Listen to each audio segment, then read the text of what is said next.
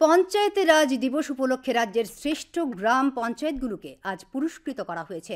Arundhati নগরস্থিত state panchayat resource সেন্টারে আয়োজিত অনুষ্ঠানে উপস্থিত ছিলেন মুখ্যমন্ত্রী ডাক্তার মানিক সাহা। একটি প্রতিবেদন।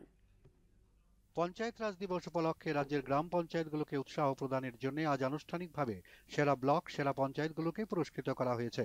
আগরতলার অরুন্ধতী নগরস্থিত স্টেট পঞ্চায়েত রিসোর্স সেন্টারে আয়োজিত অনুষ্ঠানে উপস্থিত ছিলেন মুখ্যমন্ত্রী ডাক্তার মানিক সাহা।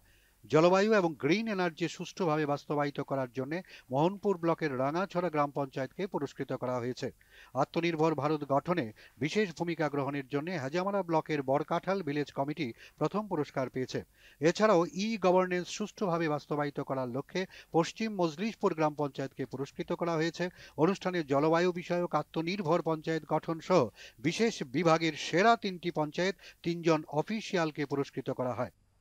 অনুষ্ঠানে শিলংস্থিত ইন্ডিয়ান ইনস্টিটিউট অফ ম্যানেজমেন্টের সাথে রাজ্য পঞ্চায়েত দপ্তরের প্রশিক্ষণ বিষয়ক একটি মৌ স্বাক্ষরিত হয়েছে। রাজ্য সরকারের পক্ষে পঞ্চায়েত সচিব অভিষেক সিং, ইনস্টিটিউট অফ ম্যানেজমেন্টের অধিকর্তা প্রফেসর নলিনী প্রভা ত্রিপাঠী মৌ স্বাক্ষর করেন।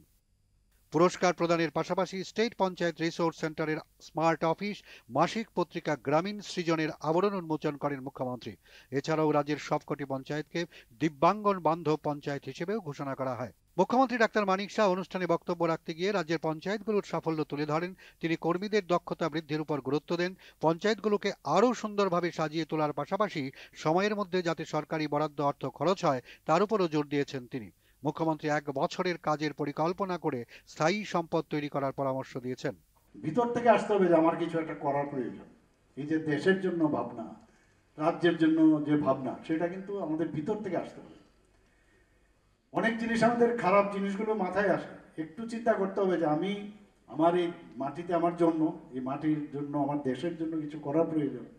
সবাই তো আর সারা জীবন বেঁচে থাকবে না, কিন্তু কাজটাই মনে থাকবে।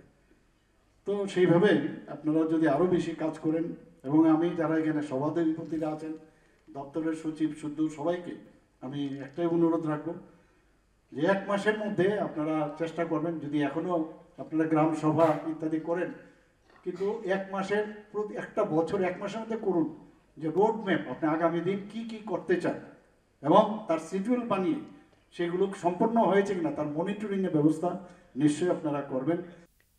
অনুষ্ঠানে অন্যান্যদের মধ্যে 8 জেলার জেলা পরিষদের সভাধিপতিরা উপস্থিত ছিলেন পঞ্চায়েত দপ্তরের অধিকর্তা, বিভিন্ন জেলা ব্লক পঞ্চায়েতের জনপ্রতিনিধিরা। দূরদর্শন সংবাদ, আগরতলা।